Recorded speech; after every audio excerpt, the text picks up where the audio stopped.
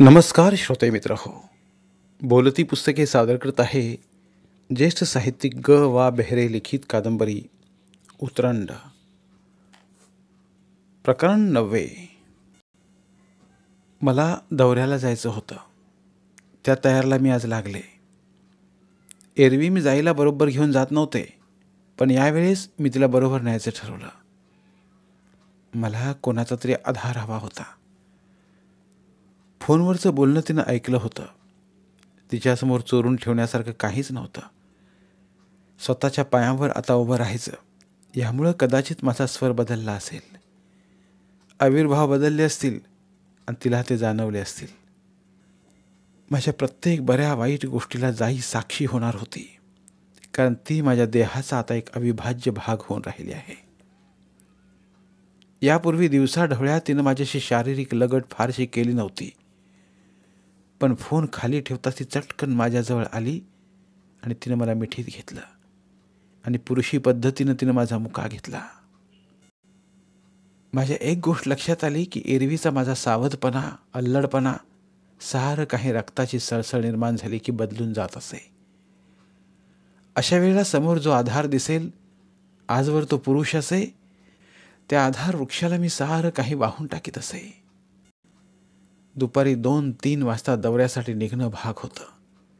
आमच्या दोघींच्या बॅग्स तयार झाल्या. मॅनेजरचा फोन आला आणि आम्ही निघणार तेवढ्यात दाराची घंटा वाजली. शांतू आला असेल या कल्पनेनं आत्तापर्यंत आवरून धरला त्याच्याबद्दलचा संताप एकदम उसळला. त्याची माझी गाठ इतक्या लवकर पडायला नको होती, म्हणजे मला माझं जे नवं आयुष्य सुरू करायचं होतं त्यात व्यत्यय आला नसता. मी शब्द शोधत होते. एवढ्यात जाई सांगत आली की शिंदे म्हणून कोणीतरी आले आहेत. मी लगेच बाहेरच्या खोलीत आले. एक शिस्तीत वावरणाऱ्या, झकपकीत पोशाख घालणाऱ्या गृहस्थानं मला अभिवादन केलं आणि म्हणाला, मी दादासाहेब मुळकांचा PA. त्याने आपल्यासाठी पत्र दिलंय. मी उत्कंठेनं पत्र फोडलं तर बांद्र्यातच नवीन झालेल्या वसाहतीत मोठ्यातला मोठा ब्लॉक माझ्या नावाने दिल्याचं त्या अलॉटमेंट लेटर होतं. आवश्यक लागणाऱ्या माझ्या नावाच्या पैशांच्या पावत्याही होत्या. आजपासूनच जागेचा ताबा दिला होता. त्या तत्परतेने मी चकित झाले. हे एवढे पैसे माझ्यासाठी भरले गेले असतील तर ते एक रकमी परत देण्याची माझी क्षमता नव्हती. मी किंचित चिंतेने शिंद्यांच्याकडे पाहत विचारलं, पैसे वगैरे काही द्यायला सांगितले आहेत काय साहेबांनी? नाही बुवा, साहेब मला तसं काहीच बोलले नाहीत. उलट साहेबांनी मला सांगितले की काही अडचण उत्पन्न झाली तरीही बाईंना तकलीफ न होता जागा ताब्यात मिळायला पाहिजे. अजून 5-6 ताससुद्धा झाले नाहीत तोवर मला जागा मिळते सुद्धा, आणि ती सुद्धा सगळे पैसे वगैरे भरून? शिंदे कमरेत वाकून थोडा हसला. त्याला या प्रश्नाची, त्याचबरोबर कामाच्या स्वरूपाची चांगली सवय असावी, आणि म्हणाला, साहेबांचं कामच मुळी असं असतं. एकदा काम करायचं ठरलं म्हणजे मग कायदे, अटी सारं काही गुंडाळून ठेवायचं असतं. सकाळी तुमचा फोन आला तेव्हापासून मी याच कामगिरीवर आहे. बोर्डाच्या अध्यक्षांच्या घरी गेलो होतो. कुठले कुठले ब्लॉक्स खाली आहेत ते विचारून आलो. स्वतः जाऊन ब्लॉक्स पाहून आलो. त्यातला चांगला हवेशीर पश्चिमेकडचा ब्लॉक पसंत केला. तो साफसूफ करून ठेवायला सांगितला आहे. मग बोर्डाच्या ऑफिसमध्ये गेलो. सगळे फॉर्म्स वगैरे भरून दिले, सह्यासुद्धा करून दिल्या. सगळे पैसे भरले आणि ऑर्डर घेऊन तडक इथे आलो. तुमच्या ताब्यात ब्लॉक दिला म्हणजे माझी सुटका झाली. मी क्षणभर अवाक झाले. मी आयुष्यात इतकी तातडी पाहिलेली नव्हती. मी म्हणाले, पण पैसे कुठून भरले तुम्ही? साहेबांनी सांगितले तिथून घेतले, पण त्याच्याशी तुमचा काही संबंध नाही. पण फक्त आता माझ्याबरोबर तुम्ही यायचं आणि तुमच्या गाड्याचा ताबा घ्यायचा. खाली गाडी आणलेली आहे. पण मी आता दौऱ्यावर निघाले. साहेबांना तेही माहीत होतं. जर दौऱ्याची गाडी चुकली तर तुम्हाला मुक्कामाला पोचवायलाही त्यांनी मला सांगितलं आहे. पण तसं होणार नाही. आपल्याला फार वेळ लागणारच नाही. मी मग शिंद्यांबरोबर जागा बघायला गेले. खरंच फ्लॅट सुंदर होता. सर्वात मोठा म्हणजे 5 खोल्यांचा होता. अजून तो उजाड होता, पण हवा तसा सजल्यावर तो खरोखरीच सुंदर दिसला असता. मी तृप्त आणि मोकळ्या मनानं फ्लॅटमध्ये सगळ्या खोल्यांत हिंडून पाहिलं आणि स्वतंत्रतेच्या जाणीवेनं जाईकडं पाहिलं. ती सुद्धा खुश होती. पसंत आहे ना? शिंदे वाकून म्हणाले. तुम्ही दौऱ्यावरून परत येईपर्यंत फ्लॅट अगदी राहण्यासारखा तयार झाला असेल. म्हणजे फर्निचर वगैरे सुद्धा? फर्निचर, पडदे, सगळं काही. अहो, पण एवढे पैसे माझ्याजवळ नाहीत. शिंदे हसले. त्या हसण्यात या वेड्या प्रश्नाला काय उत्तर द्यायचं हा भाव होता. ते म्हणाले, पैसे खर्च करायचेच नाहीत. तरी पण अहो, तुम्हाला काही ओशाळ्यागत वाटण्याचं कारण नाही. साहेब थोडाच खर्च करतायत. खर्च करणारे दुसरेच असतात. ते आणि साहेब पाहून घेतील. फक्त तुम्हाला काय काय हवं, काय काय नको याची यादी मला द्या. मी त्याला काय काय सांगितलं हे माझं मला सुद्धा तासाभरानं सांगता आलं नसतं. इतकी मी हवेत तरंगत होते. मग शिंद्यानी मला शिवाजी मंदिरापाशी सोडलं. मी आणि जाई नव्या जागेबद्दल कुजबुजत होतो. इतर कोणी नट, मॅनेजर वगैरे लोक चेष्टा मस्करी करीत होते. त्यात सहभागी होत होते. पण माझ्या डोळ्यांसमोर येत होती ती बुधवारी होणारी दादासाहेबांची भेट. बुधवारचं नाटक ठरल्याप्रमाणे सुरू झालं. नाटक संपल्यावर मला एके ठिकाणी जेवायला जायचं आहे असं मी आधीच सर्वांना सांगून टाकलं. आणि जर मी वेळेवर परतले नाही तर मी परस्पर धुळ्याच्या प्रयोगाला येईन असं जेव्हा मॅनेजर सप्रे यांना सांगितलं तेव्हा ते घाबरल्यासारखे झाले. तसं नको बुवा, आम्ही हवं तर रात्री इथं मुक्काम करतो आणि दुपारी जेवण करून आपण निघू. मग तर काय, सारेच प्रश्न मिटले होते.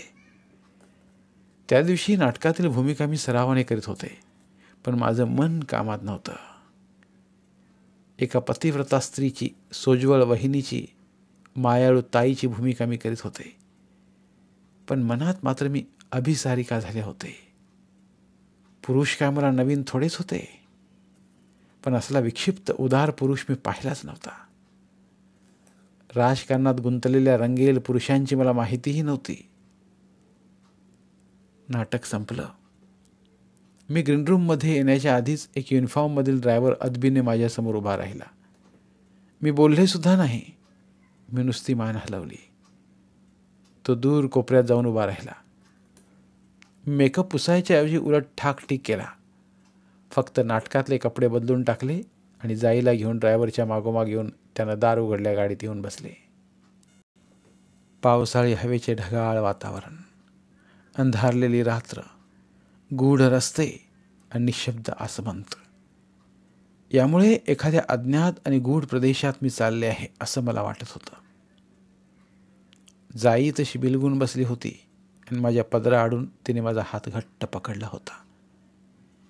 आणि तो हात म्हणजे मी आहे असं विश्वासदर्शक सांगणारा स्पर्श होता. एका भव्य बंगल्यात गाडी थांबली. प्रथम वाटलं होतं बहुधा डाक बंगला असावा. बंगल्यात कोणाचीही चाहूल नव्हती. आम्ही दादरा चढून वर गेलो आणि ड्रायव्हरने एका बंद दरवाजावर हलक्या आवाजात टिचक्या मारल्या.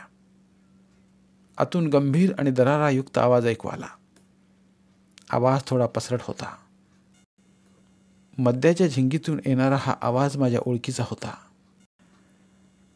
दरवाजा उघडा आहे. आम्ही दोघे आत गेलो. तेव्हा दादासाहेब मुळीक आरामशीर कोचावर विसावले होते. पुढ्यात दारूची बाटली, ग्लास दिसत होता. आम्हा दोघींना पाहता दादासाहेब उठले नाहीत. खुनेनेच बसा म्हणाले. जाईकडे पाहताच त्यांच्या डोळ्यांत नाराजी दिसली. मी हसले. हे वर्षानुवर्षे चातुर्यानं जपलेलं हसणं त्यांना हवंसं वाटत असेल मला माहीत नाही, पण त्या हसण्यात एक निमंत्रण असावं. त्याबरोबर दादासाहेबांनी आपला देहाचा पसारा आवरला आणि सोफ्याच्या शेजारी मला जागा करून दिली. मी बसताच म्हणाले, शेजारी एखादी खोली रिकामी असेल तर आमच्या जाईसाठी खाली करून द्या. दादासाहेबांना काही बोलावंच लागलं नाही. तो ड्रायव्हर शेजारच्या खोलीकडे गेला. त्याने दरवाजा उघडला. त्याबरोबर जाईही उठून त्याच्या मागोमाग गेली.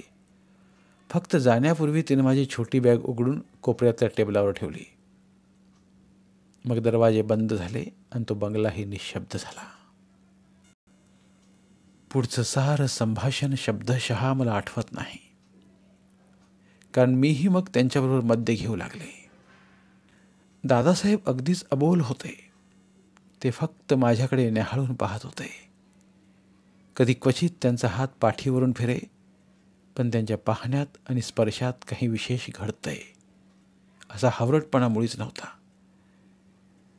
हे असे नजराने स्वीकारण्याचा आपल्याला हक्कच आहे अशा तऱ्हेची एक ऐट मात्र जाणवत होती. मी त्यांनी माझ्यासाठी तत्परतेने केल्या उपकाराबद्दल बोलायला लागले, तेव्हा त्यांनी माझ्या तोंडावर हात ठेवला आणि म्हणाले, त्याची काही गरज नाही.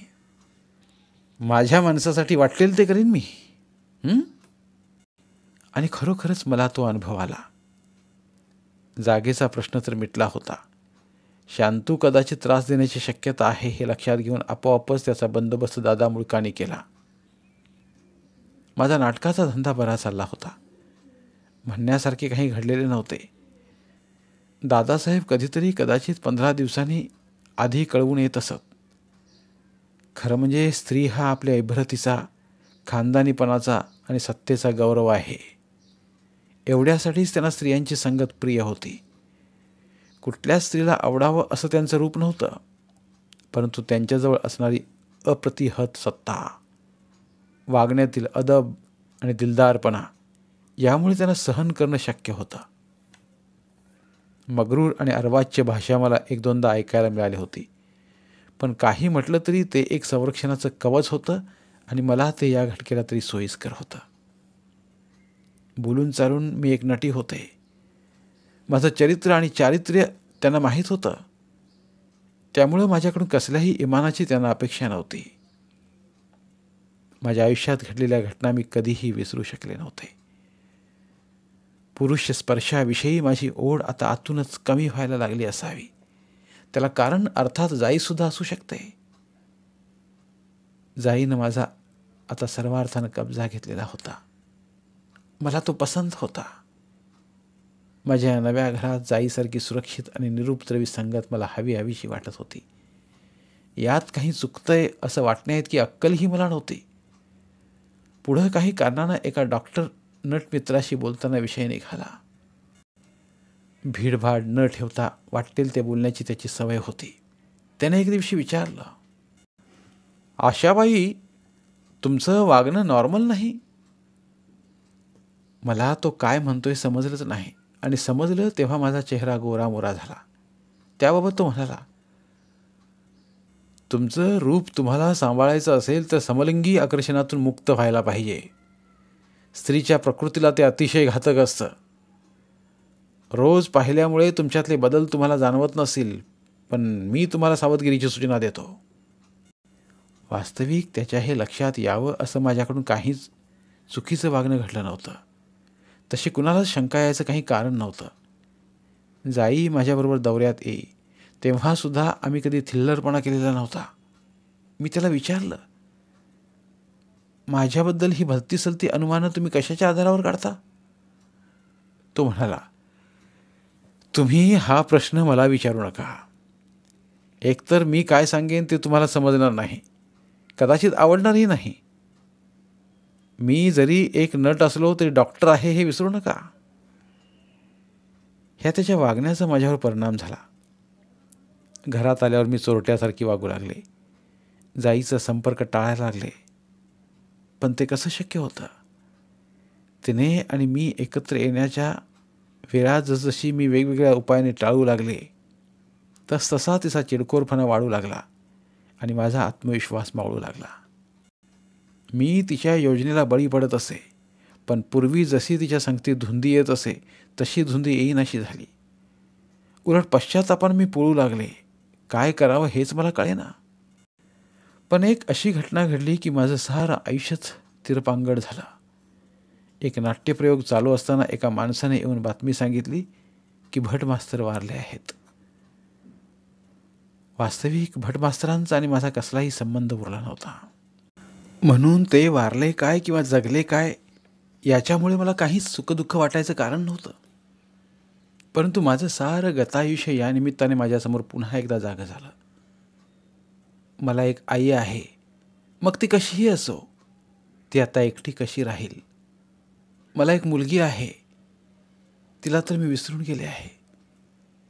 ती आता काय करेल. मास्तरांजवळ होते नव्हते ते पैसे तर मी घेऊन आले होते. आता त्या दोघींचा भार तर माझ्यावर पडणार नाही.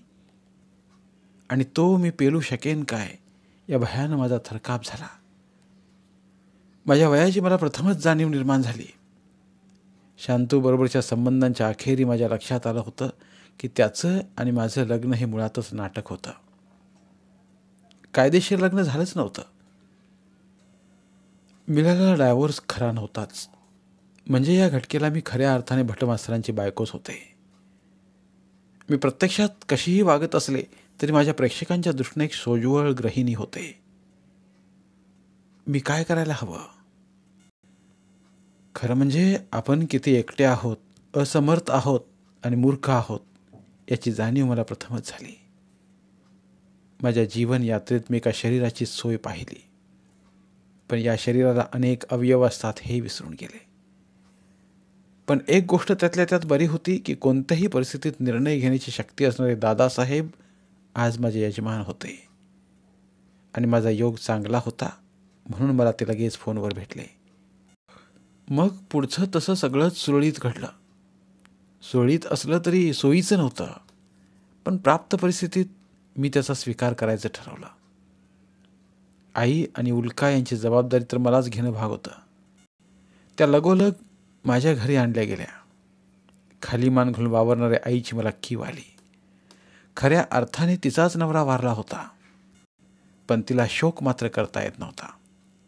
स्वतःच्या मुलीच्या डोळ्याला डोळा लावण्याची हिंमतही तिला होत नव्हती. ती आगतिक झालेली होती, निराधार झाली होती.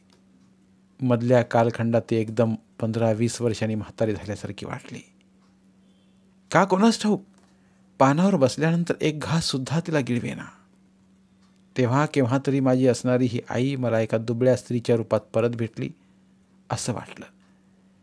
आणि माझ्या तोंडून कितीतरी वर्षांनी आई अशी हाक उमटली. नाटकात आईची भूमिका वठवणं किती सोपं होतं. प्रत्यक्षात मात्र आई होणं किंवा कोणाला आई मानणं हे महाकर्म कठीण होतं. खरोखरीच आतून उमाळा आला म्हणजे नात्याला नवा अर्थ येतो. मी तिला मिठी मारली आणि प्रथमच ती ओक्साबोक्शी रडली. आपल्या अक्षम्य चुकांचं परिमार्जन ती अश्रूंच्या सहाय्यानं करीत होती. पण खरं सांगायचं तर माझ्यासमोर तिनं क्षमा मागावी आणि शरणागत व्हावं याला मी तरी कुठे पात्र होते. कोपऱ्यात मुसमुसणारी एक लहान मुलगीही उभी होती.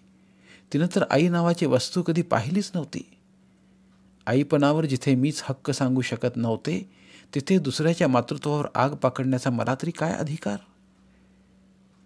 त्या एकाकी रडल्या डोळ्यांतील करुणात्मक याचना कुठेतरी माझ्याही अंतकरणाला टोचून गेली. आणि मग आपोआप माझे हात पसरले गेले. त्या पसरलेल्या हातात एक चिमणा जीव येऊन विसावला. माझ्या अनोळखी हातांची मिठी त्या चिमण्या जीवाला क्षणभर सहन करता आली नाही. पण मग निवारा शोधणाऱ्या पाखराला निवारा लाभताच त्यानं सोडलेला सुस्कारा मला जाणवला. धन्यवाद. उर्वरित कादंबरी पुढील भागात. धन्यवाद. प्रिय श्रोते मित्र हो, आपल्यासाठी एक आवाहन. आमच्या चॅनलच्या प्लेलिस्ट विभागात तुमच्यासाठी शेकडो कादंबऱ्यांचे ऑडिओ बुक्स उपलब्ध आहेत. तिथे प्रत्येक कादंबरीचे सर्व भाग एकत्रित मिळतील. त्यामुळे सध्या सुरू असलेल्या क्रमशः कादंबरीच्या पुढील भागासाठी वाट पाहण्याची गरज नाही. तुमच्या वेळेनुसार तुम्ही संपूर्ण कादंबरी सलगपणे ऐकू शकतात आणि साहित्याचा आस्वाद घेऊ शकता. कृपया आमच्या चॅनलच्या होमपेजवर जाऊन प्लेलिस्ट चेक करा आणि तुमची आवडती कादंबरी निवडा. धन्यवाद.